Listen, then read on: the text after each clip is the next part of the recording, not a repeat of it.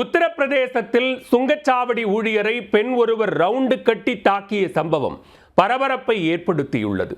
கண்ணாடி அறைக்குள் அத்துமீறி நுழைந்து 4 நிமிடங்களில் 7 முறை பளார் விட்டதன் பின்னணி என்ன?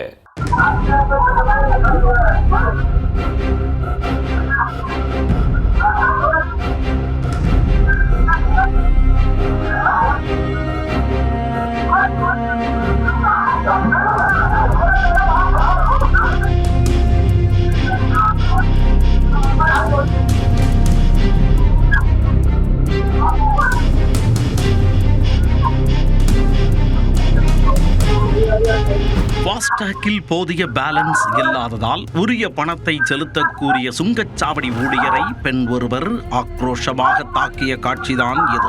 பணத்தை கட்டிவிட்டு செல்லுங்கள் என்று கூறியது ஒரு குத்தமா என்ற ரீதியில் அந்த ஊழியர் மௌனம் காத்துள்ளார். நடந்தது என்ன?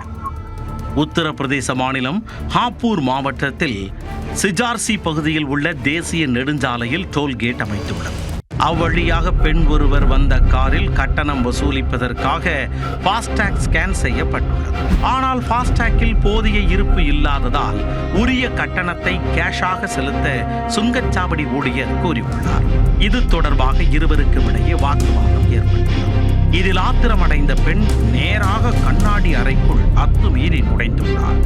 அடுத்த கணமே அவர் சுங்கச்சாவடி ஊழியரை கழுத்தை பிடித்து நெறித்துள்ளார். பதிலுக்கு அந்த இளைஞரும் பெண்ணின் கழுத்தை பிடித்துள்ளார். ஆத்திரத்தில் கண்கள் சிவந்த பெண் இளைஞரை கண்மூடித்தனமாக பளார் பளார் என அறைந்துள்ளார். 4 நிமிடத்திற்குள் 7 முறை அறைந்ததில் இளைஞர் நிலை குலைந்துள்ளார். இதையடுத்து அங்கிருந்த சக ஊழியர்கள் பெண்ணை தடுத்து நிறுத்தி வெளியேற்றினர். சுங்கச்சாவடியில் பெண் ஒருவர் அடாவடியில் ஈடுபட்ட காட்சி அங்கிருந்த சிசிடிவி காட்சியில் பதிவாகியுள்ளது. அதன் அடிப்படையில் போலீசார் வழக்கு பதிவு செய்து விசாரணை மேற்கொண்டு வருகின்றனர்.